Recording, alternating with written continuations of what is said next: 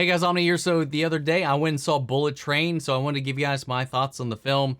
I really enjoyed it. I thought it was a lot of fun. It is not perfect, it is not high cinema or art, but it is a great, fantastic popcorn flick. This movie is a lot of fun.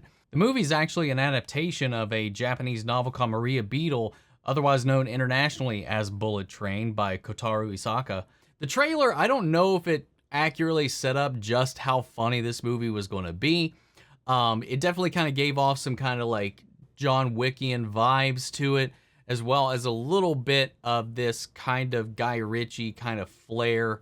And it delivers on a lot of that, but it's just mostly there to just be fun, energetic, and just charming throughout.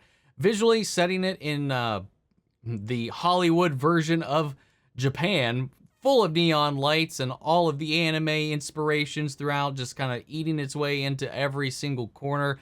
This movie is filled to the brim with style. And it's just a visual spectacle quite at times, though when it goes kind of get a little too above and beyond with where CGI is called in, the CGI is not that good, to be honest, but those moments are few and far between. This movie, by large and far, is carried by its cast. Brad Pitt as our lead as Ladybug in this is a delight. Is a character trying to go through some self-help, some reconstruction of his life, his philosophies.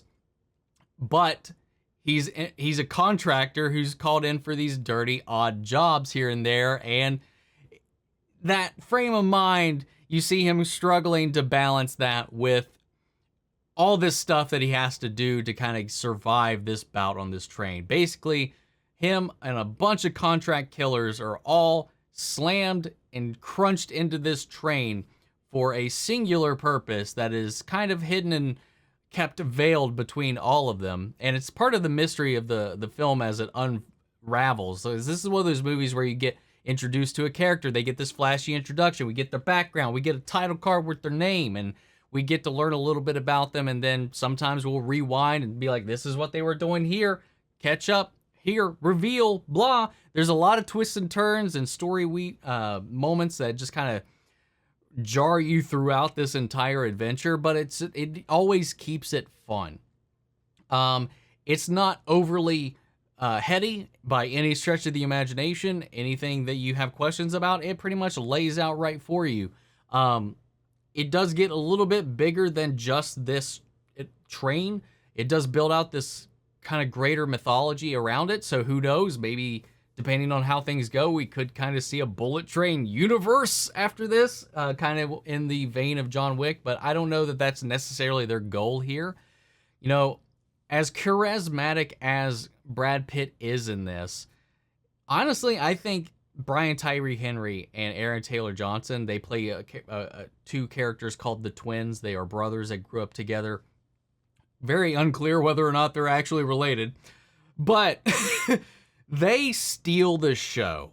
As awesome and as chill and fun and just charming as Brad Pitt is, these two stole the show for me. I thought every time they were on screen together, their chemistry, their banter, their just dynamic was so much fun to watch that I was always smiling ear to ear with those two.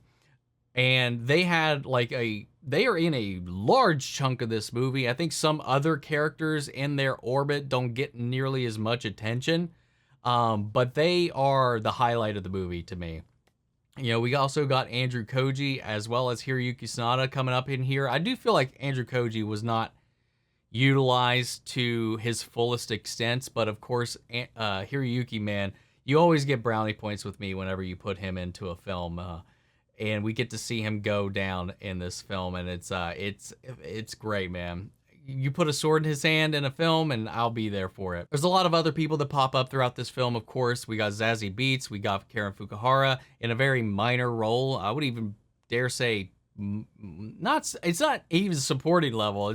But it's not quite cameo level. Like she's pops up one or two times throughout the film, but it's not like a big thing. But then there's some other surprises that I will leave for you to discover throughout the film, especially the primary overarching antagonist of the whole thing. The puppeteer behind the whole event is kind of a reveal, and I'll leave that for you guys to experience in the theater. And Joey King of Kissing Booth fame is in this, and breaking out of type. She's also is another character that I found stealing a lot of the scenery in a lot of her scenes. She plays this kind of like mastermind hiding behind the guise of like a teenage schoolgirl. And it is hilarious. And it's interesting watching just how far she gets playing this ruse. And it's just a lot of fun, man. This movie is wild. The aesthetic is beautiful. The action is well shot and well choreographed. And the soundtrack is also on point with a lot of Japanese covers of very well-known Western songs. And it's just fun, man. It's a delight. I had fun with the film. I'd probably give it like a 7, 8 out of 10 if I was actually grading this. Like I said, it is an above average action film. It is a lot of fun, but it's not, don't expect like some great opera or anything like that out of this, because if you got nothing to do this weekend, I definitely recommend maybe giving this a chance and having to sit down. It is rated R, and it does use that to its benefit. It does not shy away from the violence. This movie is bloody, it is gory, and it is action-packed, man. It really is. So that's another little stipulation I want to throw down in there. I wouldn't recommend a family outing to this thing unless you are a really chill and open family about that sort of thing. But, yeah, man, I enjoyed it. What'd you guys think? If you've seen it, sound off the comments. Let me know your thoughts down below. We'll carry on the conversation after the video. Feel free to join us at our Discord. We can talk about it there as well. Links to that and all my socials down below. Follow me in each and every one of those. Subscribe if you're not already. And before we go, I want to shout out our channel legends: Manny Sherritt, Jason Coleman, Philly Vane, Yori Korscott, Margaret Grace, Mary Bradley, Melita, Robert Anguiano, and Raven McCann. Thank you guys so much for your continued support. That's it for this video, guys, and I'll see you all in the next one. Take care, everybody.